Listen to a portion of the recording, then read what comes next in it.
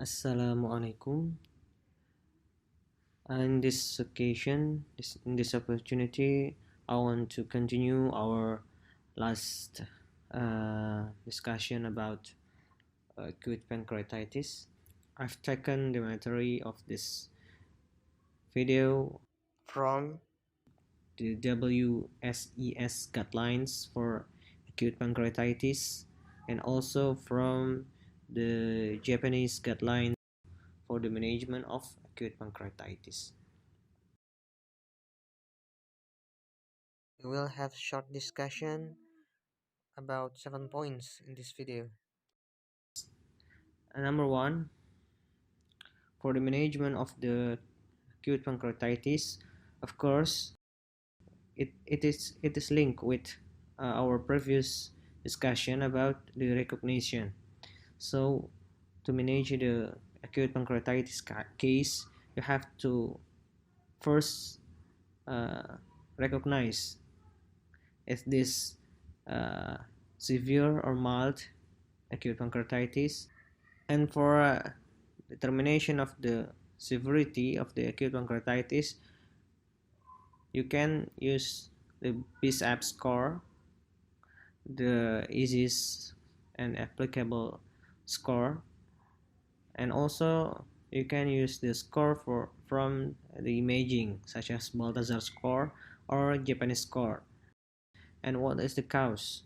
Is it a biliary pancreatitis or non-biliary? If there was a biliary stone in accordance with acute pancreatitis, that we should assume that the acute pancreatitis was caused by biliary stone, because the severe and the mild and also the biliary cause and non-biliary cause get a different management. And the second is fluid and pain control. The main choice for the fluid is the crystalloid solution, such as normal saline or finger lactate. Be careful to not overhydrate the patients, because the excess of fluid can increase the intra-abdominal pressure and can cause abdominal compartment syndrome. For those patients come with sign of dehydration or even shock, the rapid fluid administration should be initiated depend of the degree of the dehydration and depend of the status of the shock of the patient. The objective of the resuscitation or rehydration should be mean arterial pressure more than 65 mm mercury and urinary output more than half milliliter for every kilogram body weight per hour. The third topic is the antibiotic. The antibiotic is not routinely recommended, but it should be given in the case of severe acute pancreatitis and in the case of infected pancreatitis.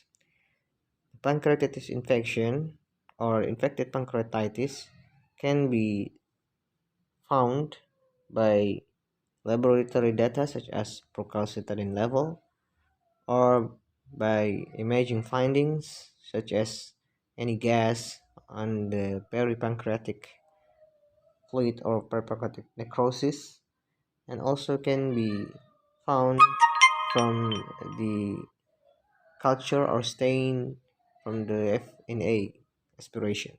When there is indication of antibiotic administration, it should be given in the first 72 hours to reduce the morbidity and mortality in the patient with severe acute pancreatitis. And the fourth point is the nutrition. Even the intestinal peristaltis is not present, enteral nutrition should be started in small amounts within the 48 hours of diagnosis. The fifth point is abdominal compartment syndrome. This is one of the complications of the acute pancreatitis. The principle is we choose the non-operative treatment first to decrease the intra-abdominal pressure, such as deep sedation, intrafluid, intravenous fluid limitation, and the pain management. And when those steps are failed to control intra-abdominal pressure, surgical intervention should be taken, such as percutaneous drainage for the acidic fluid or the open abdomen. And the next one we have ERCP. In the emergency setting, ARCP should be done in the case of presence of cholangitis or the presence of biliary obstruction. Otherwise, the RCP will be taken electively in the gallstone pancreatitis. And the last one, we have a surgical intervention of the acute pancreatitis. For the mild acute pancreatitis, the surgical intervention is only for laparoscopic cholecystectomy. For the gallstone pancreatitis, when the inflammation has been resolved, and the open abdomen or necrosectomy for acute pancreatitis should only be done after the other modalities has failed. Abdominal compartment syndrome, which is failed by conservative management, acute ongoing bleeding as a complication, and bowel ischemia and fistula are another indication for open abdomen. The local complication uh, can be managed operatively after 4 weeks from the onset of pancreatitis.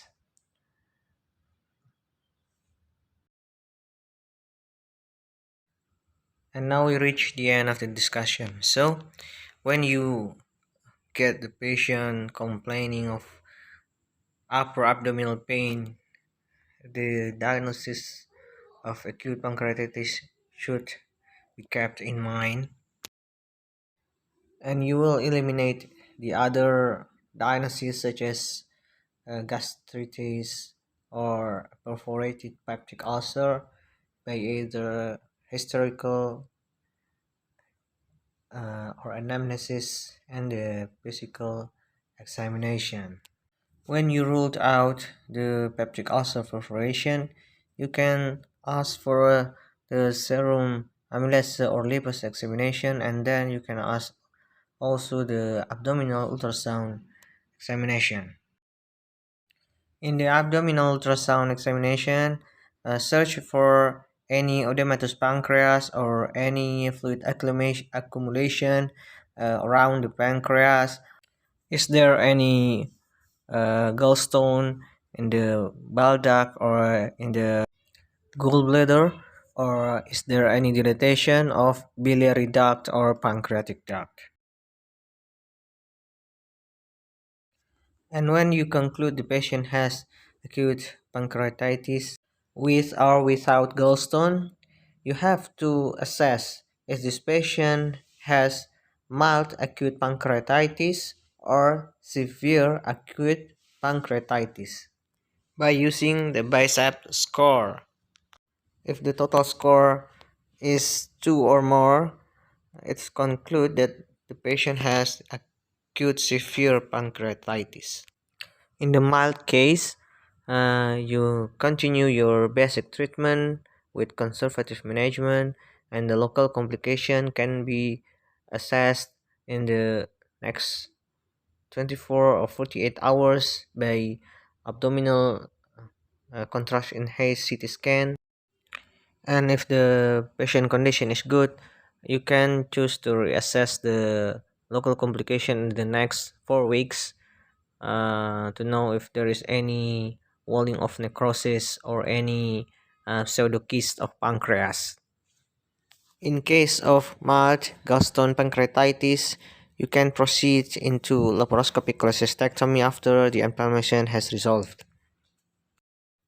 And when you have a severe case, you have to search if any of organ failure, you have to watch your fluid administration, you have to consider the antibiotics administration, you have to watch your nutritional support, you have to be aware if there is any abdominal compartment syndrome.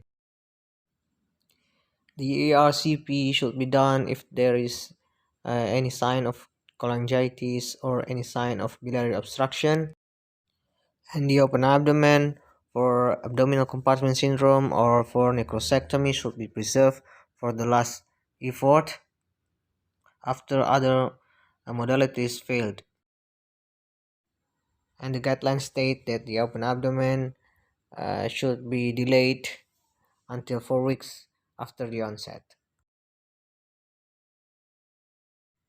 Thank you for your kind attention, and feel free to ask a question in the comment column or correct me if I was wrong.